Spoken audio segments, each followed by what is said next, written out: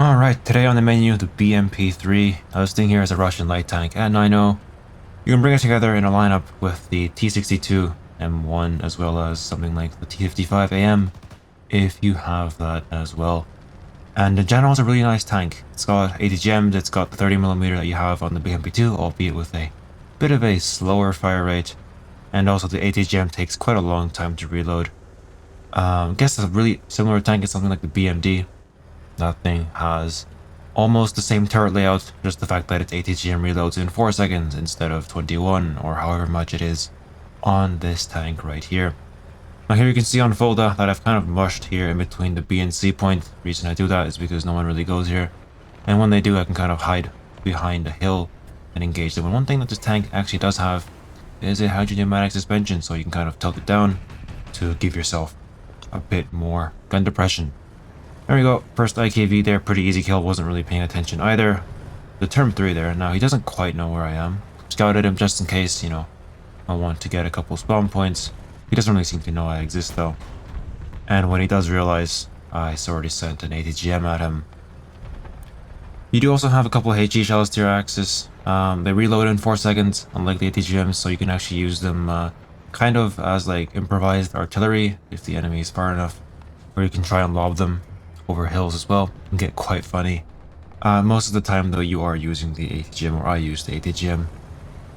You know, here's a Roy Cat here, I think. Yeah, ATGM is always safer just because, you know, it does tend to overpressure your enemies.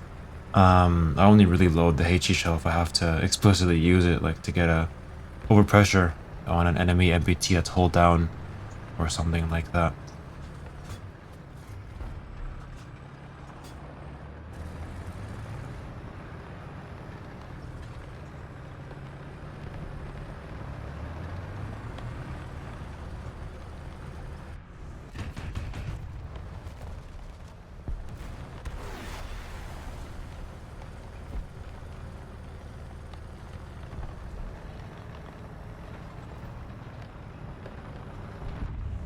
Alright, so now there's a couple more tanks here, but this time they're a bit, gets closer in front of me. Unfortunately, that scout there missed, but I did hear him before, and I do know he's right there.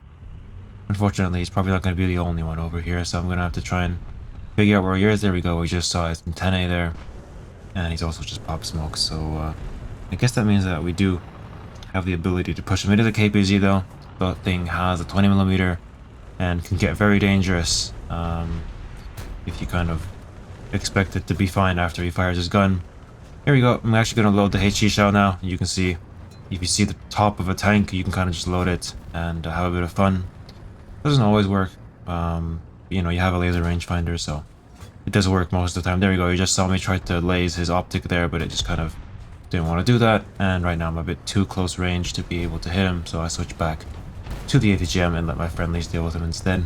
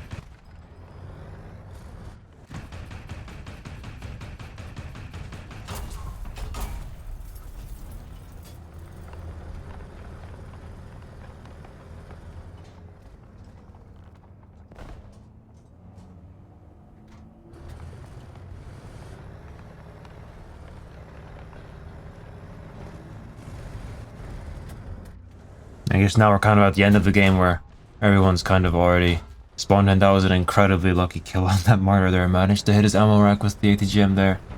Now it's really just spawn camping and watching the enemy spawns for any SBA, which are also extremely deadly for you just because, you know, you're a really lightly armored tank. Especially the Gephards, since they have APHE, can be very scary to face.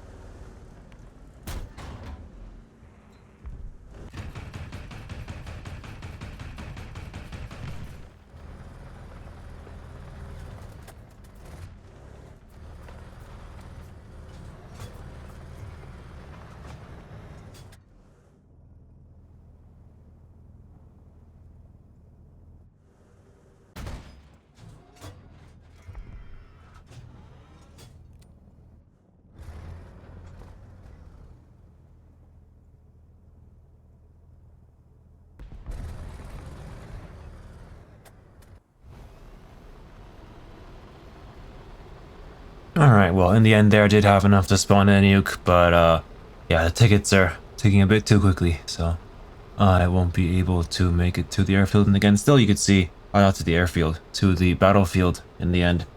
You could still see, though, how the BMP-3, it even does well on a close range map, which we'll see on the next game, but also on long range map, because it kind of has the ability to go behind a hill, peek out, shoot, and then go back.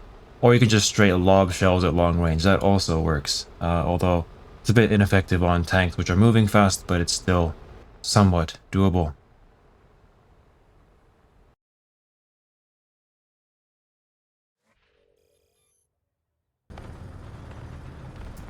Alright, so for the next battle here on Alaska, definitely more of a close range brawling map. You can see that I've already made it to like this area right here, even without seeing anybody, which is quite rare. I do hear someone right there though, and quickly scout him.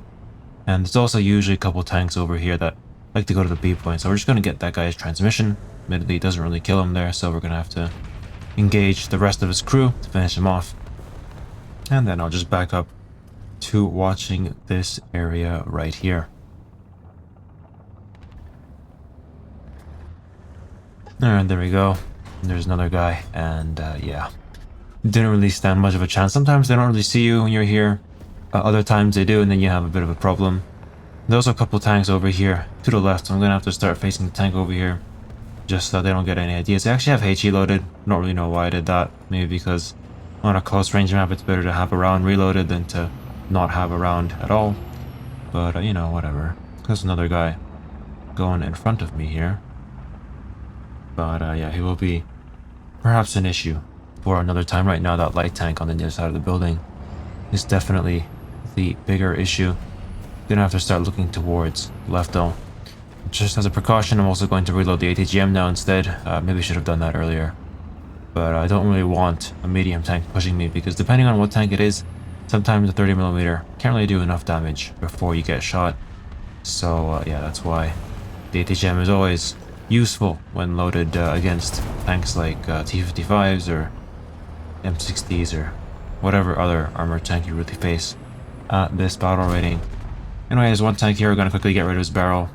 It's an AMX-32, I think, so that he won't be able to harm me or any of my teammates.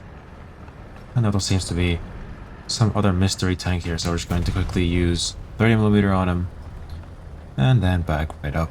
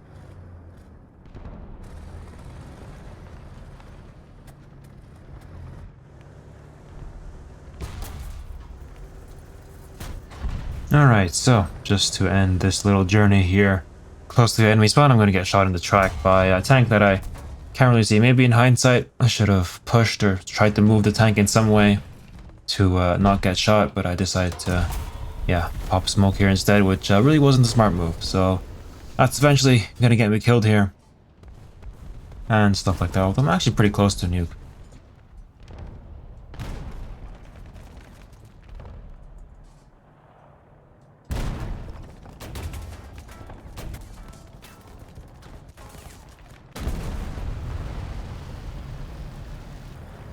Alright, respawn and back up here. There is that T-72 from before. Unfortunately, it looks like my ATGM hit the some debris in front of him, so it ends up not doing any damage at all. Maybe someday they change ATGMs to actually be able to go through a couple objects, maybe like a tree or something. But right now, they can't really do that, which makes me really sad. Regardless, the only thing really left to do now is to just push the enemy spawn, because I mean, the game's pretty much over, and there aren't really any other enemies anywhere else, so yeah, we're just gonna have to try and see if we can get enough spawn points to pop a nuke.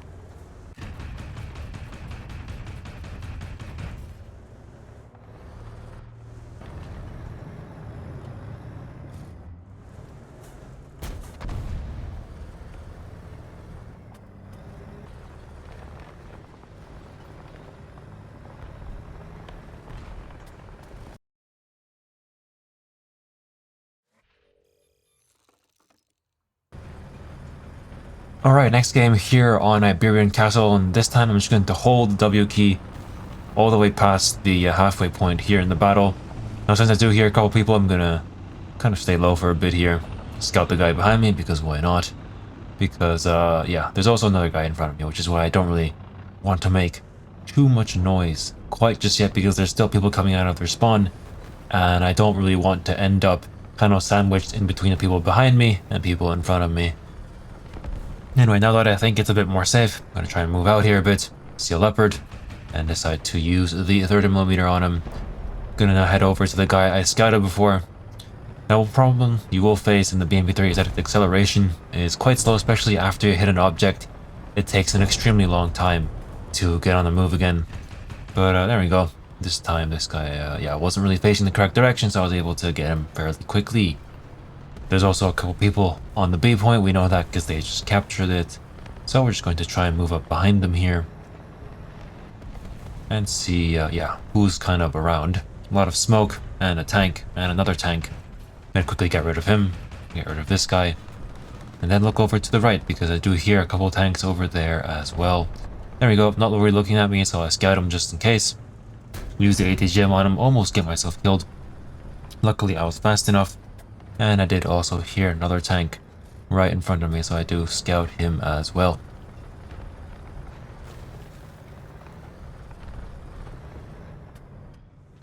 Alright, now the keen ear may hear a light tank approaching me. And I'm sure he's looking out for me, because all else you wouldn't be here. So I'm just going to sort of wait here and turn my engine off. Because at this distance, you know, with all the houses around, it's really hard to peek corners. Because your camera kind of gets obstructed by the buildings behind you. It's actually pretty easy to get rid of people who don't really know you're there. Now I guess it's time to sort of look around. At this point, there only really is one thing to do, and that's to spawn camp them. But before that, I'm gonna quickly get rid of that martyr right there. And also there's a helicopter, so we're just going to try and shoot him down here. Couple first unsuccessful shots that set him on fire. Unfortunately, that didn't really count as severe damage. I guess, you know, that's fine. Someone does get the kill in the end, but I would have rather appreciated getting the full credit on that. Regardless, let's try and move up here. I do hear another helicopter, actually. But right now, I kind of have to pay attention to what's on the ground here, because this is their spawn.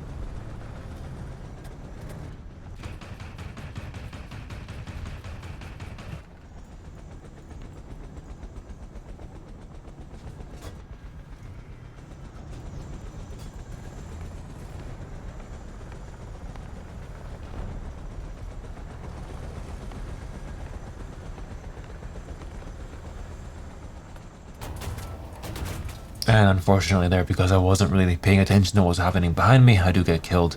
Although he gets killed seconds after he killed me, which is of course rather classic. What I'm going to do here is actually spawn in a backup and try and just go to the same place, because usually that area is really good looking at both spawns. Alright, so this next engagement is going to be a bit of a question mark. As you can see, that dead helicopter that was kind of spinning out of control earlier, you can still hear him. Which also means that you couldn't really hear that guy that was clearly pushing me. Not sure how noticeable he was, but I really couldn't hear him at the time, which means I kind of just died there without even knowing he existed before he appeared right in front of me. Anyway, luckily I guess this lineup doesn't just end with the BMP-3, you also get a very relatively armored tank, T62M1. It's also quite a solid tank actually. Maybe I'll make a video on it again sometime. But yeah, this thing I guess acts as your final backup in case you do die in the BMP a couple times. Alright, well hopefully you have enjoyed this video here. I mean, the BMP-3, it's a solid vehicle. It's basically just a BMD-4 with a bit more ATGMs with a longer reload. Other than that, you do also have a hydropneumatic suspension, a worse reverse gear. You can only go 20, but that's still better than all the conventional Russian reverse gears, so that's nothing much to complain about. Mobility is also pretty decent, as long as you don't hit any objects. In the case you do, you basically get slowed down to a crawl, so make sure not to do that. And other than that, just make sure to always try and engage people from the side, because that's where your 30mm is strongest. Anyway, hopefully you have enjoyed this video here. Next one, I don't know what I'm going to do on, but you know, we'll see. And I'll see you guys in the next video then. Bye bye.